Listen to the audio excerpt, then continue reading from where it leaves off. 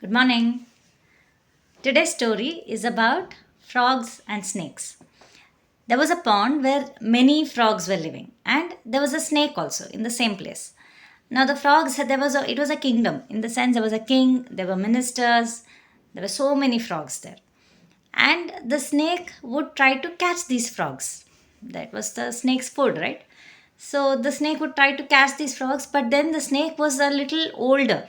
It was not so agile. So he was not able to catch the frogs to eat them. The frogs would always escape. So the snake had to think of a plan. So what he did, he said he just sat silently in one corner without moving. Otherwise, he would try to catch the frogs when they would be nearby, right? So he just sat silently without moving, without trying to catch them. So the frogs noticed, and then they went and told the king. See this snake which is there near our pond. He's just silently sitting there. He's not trying to catch us. It looks different. So the king went and saw for himself. He realized yes, the snake is behaving differently. It was otherwise the snake would try to pounce on the frog and catch and eat. Now the snake was silently sitting in one place, not catching anybody, not running behind anyone. So slowly the frogs they mustered courage and they asked the snake what happened. So the snake very piously, in a very soft manner, he said, I met a sage, and the sage said not to harm anybody else. So I have become a saint now. I will not trouble any of you or your family. I will not eat any of your frogs. I will just be here near this pond and I will pray. I will sit silently and pray. So frog king was very surprised. He had never heard of a snake who is so pious and a snake who has become a saint. So he just said okay and he went off. And for some time they realized the snake was actually sitting quietly, not doing anything. So slowly the frog started becoming more accepted to the idea that the snake has become a saint. So they started, going near the snake without fear. Otherwise, they would run away from the snake. Now they started going near and near the snake. So one day the snake told the king frog, if you want, I will be your vehicle also. If you want, I will give you jolly rides. You can sit on my back and I will, you know how the snake goes, right? So it will be like a jolly ride for you. So the king accepted because for so long the snake was sitting quietly, not attacking anyone, not eating anyone, any of the frogs. So the king agreed, and the snake started giving jolly rides to these frogs. So the frogs became even more comfortable with the snake.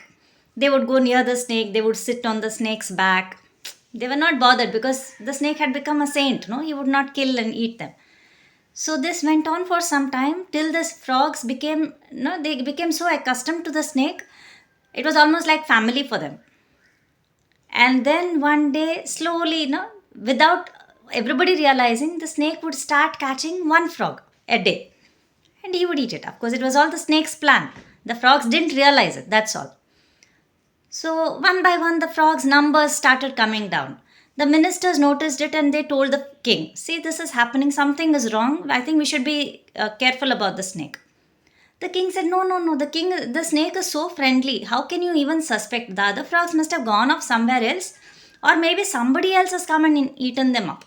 We can't, we can't doubt our snake. He's so friendly with us. He takes us all for jolly rides. For so long we have known him. He would not listen to the ministers. So this went on, and slowly the number of frogs really started coming down because the snake was daily eating one frog. And then all the kingdom, all the people, all the frogs in that near that pond, slowly each and everyone was becoming the food for the snake.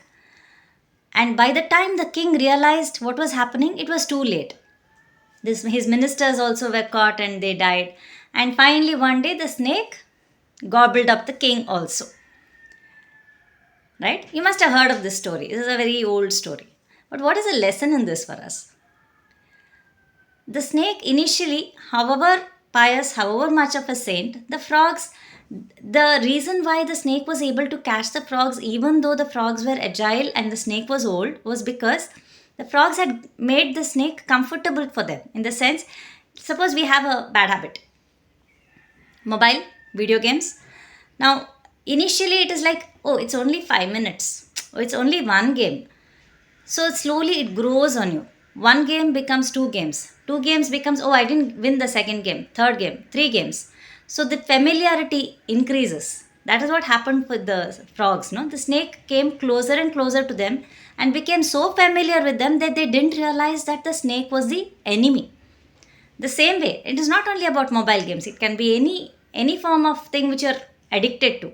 It can be mobile games, it can be TV, it can be eating sweets, it can be, sleeping overtime, anything, any habit which you think which is not right. Usually this is how it grows on us, and that is the only way to stop it also. If you realize that when it is starting, suppose I have not been playing games and one day my friend comes and says, okay, just try one game, it's a super game. One game goes to two games, goes to three, and then it becomes hours together of playing. Hours, not even minutes. Hours together, days together of, you're stuck with one game in your mind. Oh, you have not completed this level. You have to get to the next level. Isn't it? So be careful. You never know who is the enemy. They come as a friend, they behave as a friend, but then later they end up gobbling you up. You become so into it that you don't even realize that you can't escape them. By that time, it is probably too late, isn't it? Think about it. Bye.